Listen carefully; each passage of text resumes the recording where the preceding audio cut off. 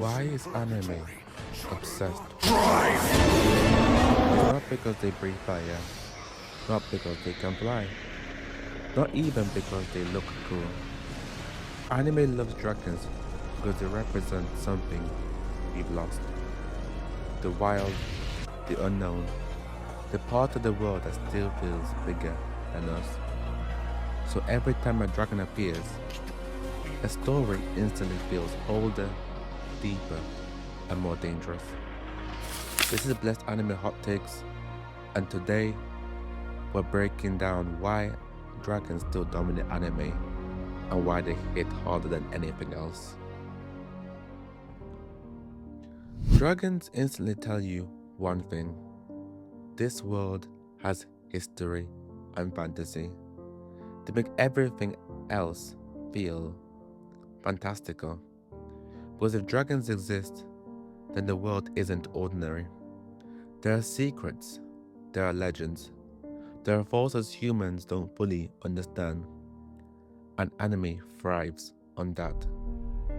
Worlds built on things you don't fully understand, unseen rules, hidden forces, ancient systems running beneath the surface. Layers you only begin to grasp the deeper you go in. And dragons sit above it all. They don't just exist in the world, they make the world feel deeper than it really is. Let's be real. Also, dragons are the most badass creature in fiction. Not just because of strength, but of their overwhelming presence, aura, pressure, the way everything changes when they appear. You don't just fight a dragon, you face it. A monster can be killed, a beast can be hunted, but a dragon feels like something you have to earn the right to stand in front of. And that's also why Dragon Riders hit so hard. It's about trust. The bond with something that could destroy you. Now that's fantasy. Not just having power, but being chosen by power. And that's something we can all dream of. This is where dragons become different. They sit in the perfect middle ground between beast and god. Real enough to understand, but powerful enough to feel untouchable. And that's where anime keeps coming back to them. Because a dragon isn't just one thing, it can mean anything depending on the story's intent.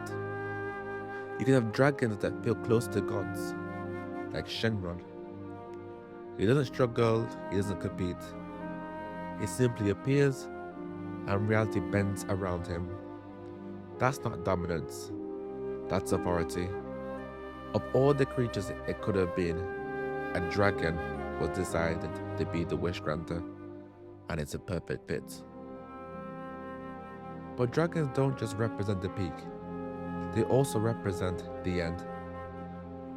Characters like Acnologia don't just destroy, they erase. He doesn't feel like an opponent, he feels like an outcome, a final outcome, the inevitable. Like something, like everything leads eventually to him. And then it flips, because not all dragons are destruction, some are guidance. Aenir didn't just give Natsu power, he raised him, taught him, protected him. He represents strength that builds, wisdom passed down, power earned through bond, showing that dragons aren't just the end of things, they can also be the beginning too. Then you get something like Ragnar Crimson, where dragons aren't just creatures, they're a force, a system that humanity has to fight against. This isn't about slaying monsters, it's about standing against something that feels like a natural disaster, but it thinks, plans, adapts, a sentient calamity. And when you face something like that, it's not about winning, it's about defying something that shouldn't be challenged at all. That's why dragons work, because they aren't limited to one role. They can be power, authority, destruction, guidance, or the world itself pushing back. Same creature, different meaning every time. This is the real reason. Dragons bring back wonder. They represent curiosity, possibility, something beyond logic, the physical form of imagination. As kids, dragons made the world feel open, like there were still hidden places, still secrets out there, still something waiting beyond what we can see. Anime keeps that feeling alive, because real life doesn't feel like that anymore. Whether you're in school, work, there's routine and repeat. Everything mapped out, predictable. Dragons aren't popular because they're fantasy. They're popular because they remind us that the world used to feel magical, that life used to feel larger than ourselves. Anime doesn't keep bringing dragons back because we want stronger creatures. It brings them back because we want bigger worlds. Worlds where something unknown still exists. And deep down, that's why dragons hit so hard. Because they speak to the part of us that still wants to wonder, still wants to believe, still wants a world that feels greater than ourselves. So now I have to ask, what is the greatest dragon in anime? Loki, Shenron, Aku, Actologia? Or is there one dragon everyone keeps sleeping on? I'd love to hear your comments down below. Thank you for watching.